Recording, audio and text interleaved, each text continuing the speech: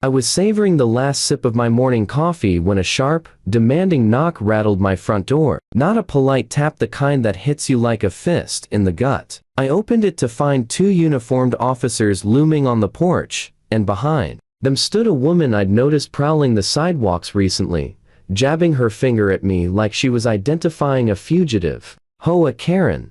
That's him. That's the squatter," she shrieked, cheeks blazing with self-righteous fury. "He doesn't belong here." I stood frozen, mug still in hand, brain struggling to catch up. "Excuse me, this is my house. I've lived here 15 years.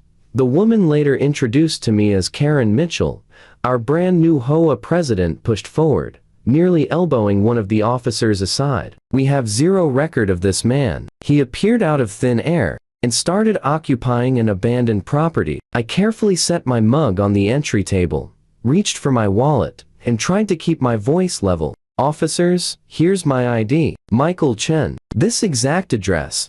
I handed over my driver's license. "I can also show you the deed if you'd like." One officer studied the license while the other turned to Karen with a raised eyebrow. "Ma'am, filing a false report is serious. This looks like his legal residence." Karen's face twisted in outrage. "That ID could be fake. He probably forged everything. You need to drag him out right now." The officers exchanged a weary look that told me this was about to become an all-day ordeal. Here's the thing. I was one of the original owners in Oakwood Estates. I bought in when it was nothing but red dirt, survey stakes, and construction noise. I watched every street get paved, every tree planted. But for the last 3 years, I'd been gone, 3,000 miles away in Arizona, taking care of my parents. Dad's Alzheimer's had progressed faster than anyone expected, and Mom couldn't handle it alone. They died within months of each other last year. When the funerals were over and the house there was sold, I came back to the only place that still felt like home. While I was away, I'd rented the house to a nice young couple who moved out right before I returned. HOA dues continued to auto-draft every month. I just wasn't physically here.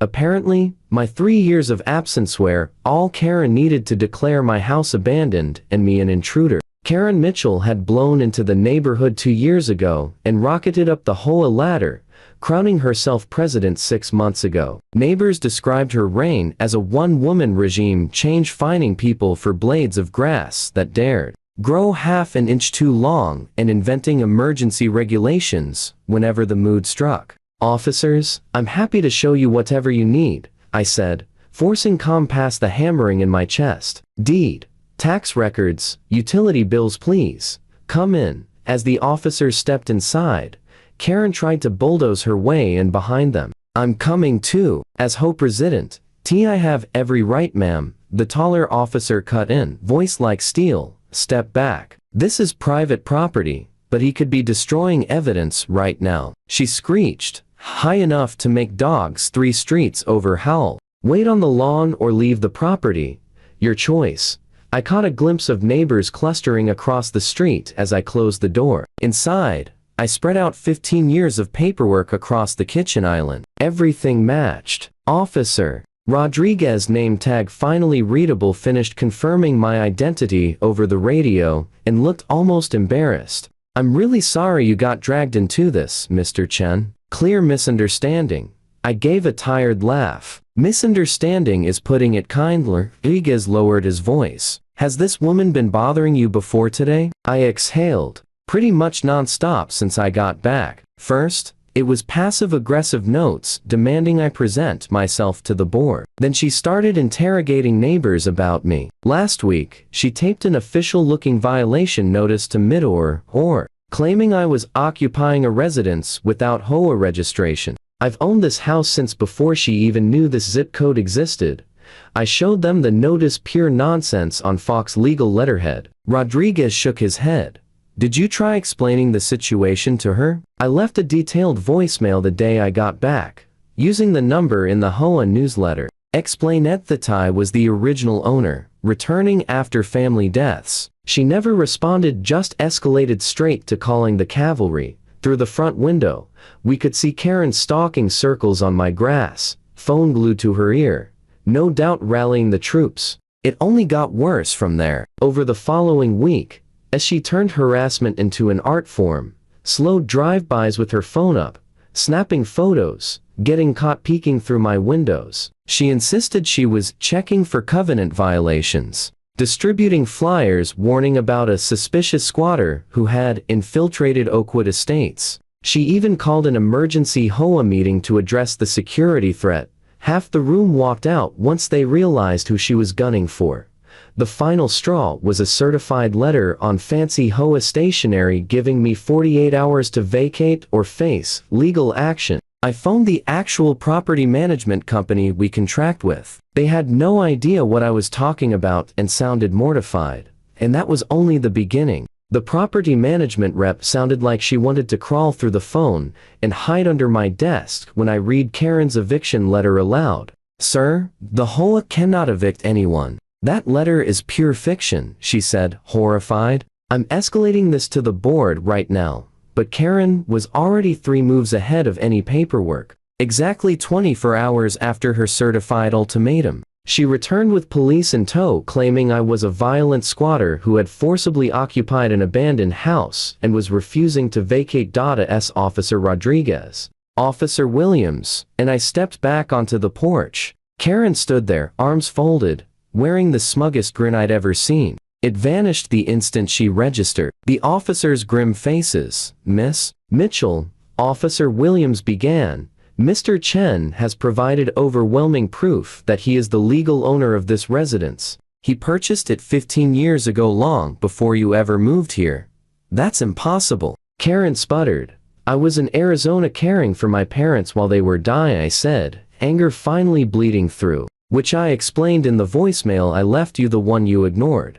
Officer Rodriguez fixed her with a stare. "Ma'am, did you bother to check county records? Did you call the management company? Did you verify anything before you reported Mr. Chen as a criminal squatter?" Her cheeks flamed. "I know every single person in this neighborhood. He's an intruder." At that moment, Eleanor, my next-door neighbor and a retired Superior Court judge who'd lived here as long as I had, marched over clutching her phone. "Officers, you need to see this." She pulled up her ring footage. "I put cameras up last year after someone kept stealing my newspapers. Watch what I caught 2 days ago."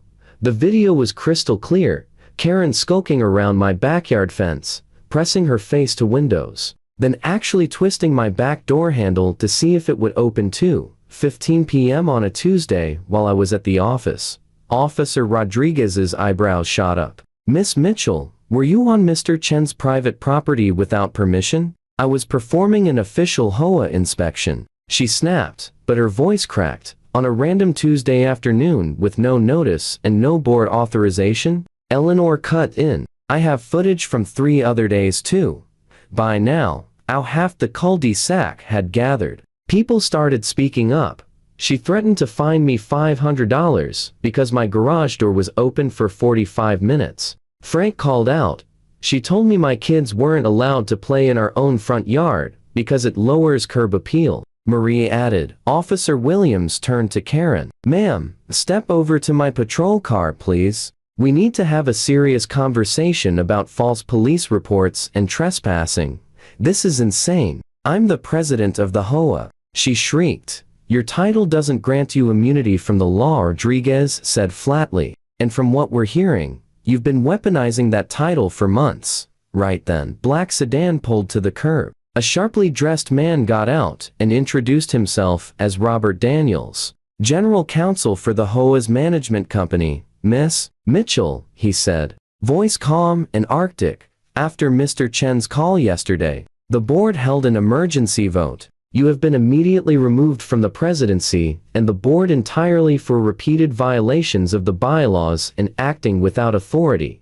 Karen went sheet white. "You can't. They elected me." Daniels handed her a letter. Section 8.3 allows instant removal for abuse of power. Trying to have a 15-year resident arrested because you didn't recognize him was apparently the last straw. While Daniels spoke, Rodriguez had been quietly relaying everything over the radio. He stepped forward. "Karen Mitchell, turn around. You're under arrest for filing a false police report, criminal trespass, and attempted unlawful entry. This is outrageous. I'll have your badges." I'll sue every one of you, she screamed as the cuffs clicked on. The entire street watched in stunned silence as the self-appointed queen of Oakwood Estates was loaded into the back of a patrol car, mascara streaking, still yelling about property values. 2 days late, the charges were official: 3 misdemeanors, false report to police, criminal trespass, and attempted breaking and entering. Bail was set at $5,000, and the judge slapped a 500-foot restraining order on her regarding my house. She was looking at up to a year behind bars and $2,500 in fines, plus whatever her lawyer was going to cost. But the cherry on top came when the association hit her with a civil suit for misuse of HOA funds. Those pretty flyers calling me a dangerous squatter weren't cheap and defamation. They were asking for $15,000. Witnesses at the jail said, when the deputy handed her the civil papers, Karen sank into a plastic chair, stared blankly at the wall, and kept whispering, "I was only protecting our property values. I was only protecting our property values."